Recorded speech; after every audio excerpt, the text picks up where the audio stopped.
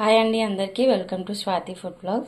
ఈరోజు capsicum curry ఎలా చేయాలో చూపిస్తానండి. దానికి కావాల్సినవి ఒక ఆనియన్, ఒక టమాటా, సాల్ట్, పసుపు, జీలకర్ర, ఆవాలు, కారం. ఎలా చేయాలో చూసేయండి. ఇప్పుడు స్టవ్ ఆన్ చేసేసుకొని కడాయి పెట్టుకున్నానండి. దాంట్లో ఒక 2 to 3 స్పూన్స్ ఆయిల్ వేసుకుంటున్నాను.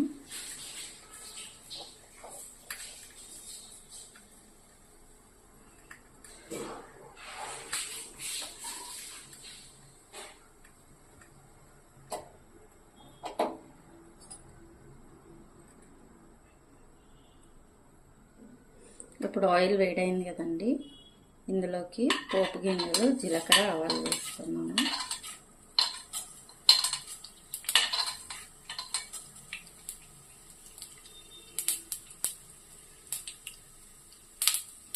అలాగే ఆనియన్స్ వేసేస్తున్నాను.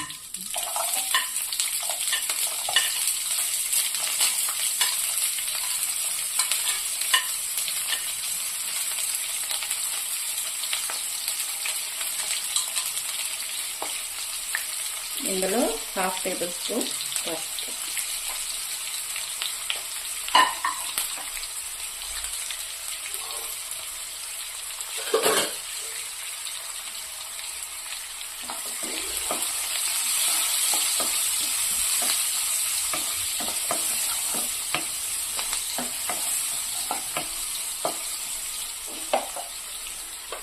అలాగే ఇందులో 1/2 టేబుల్ స్పూన్ సాల్ట్ వేస్తున్నానండి.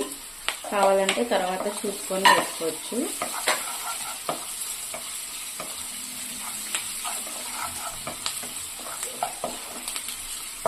ఫాస్ట్గా అయిపోతుంది కర్రీ కూడా, మనకి ఏమంత టైం పట్టదండి.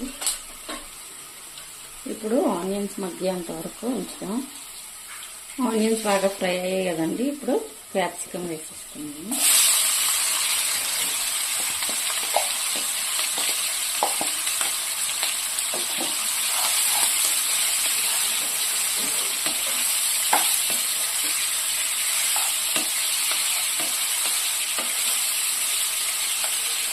ఇప్పుడు ఒకసారి కలిపేసేసి మూత పెట్టేసుకోవాలండి. ఇప్పుడు మూత పెట్టేసుకున్నామండి. మీడియం ఫ్లేమ్లో పెట్టి వదిలేయండి, తొందరగా మగ్గిపోయింది. ఇప్పుడు ఒకసారి మూత తీస్తాం. చూడండి, మనకి మంచిగా మగ్గిపోయింది.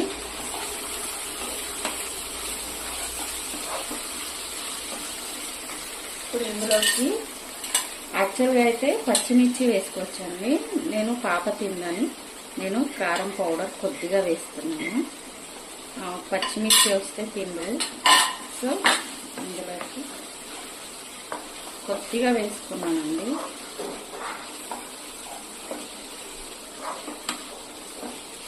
ఇప్పుడు అయిపోయింది కదా, ఇందులోకి ఒక టమాటా తీసుకున్నాం కదా, ఆ టమాటా వేసేసి కలిపేసుకొని మూత పెట్టేసుకోవడమే.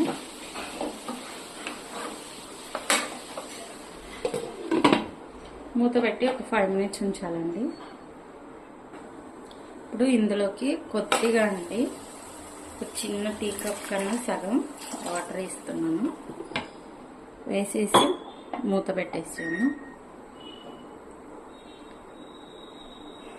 ఒక 5 మినిట్స్లో ఆపేసుకున్నాం. మన కర్రీ రెడీ అయిపోయింది. చూడండి, ఇప్పుడు మూత తీసేసి కొత్తిమీర వేసేసుకోండి.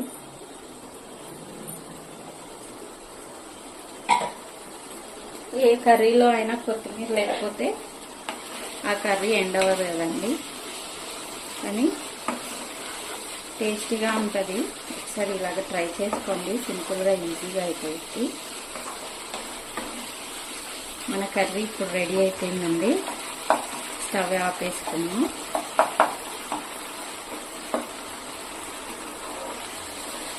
Capsicum ready.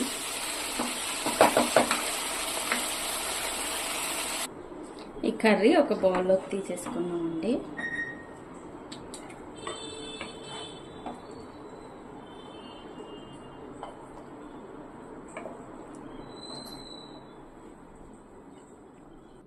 మన క్యాప్సికమ్ కర్రీ రెడీ అయిందండి. మీకు కనుక ఈ రెసిపీ నచ్చినట్లయితే లైక్ చేయండి, షేర్ చేయండి, కమెంట్ చేయండి. అలాగే ప్లీజ్ సబ్స్క్రైబ్ చేయడం మర్చిపోకండి. మరిన్ని కొత్త వీడియోస్తో మీ ముందు ఉంటానండి. థ్యాంక్ యూ ఫర్ వాచింగ్ అండి. బాయ్.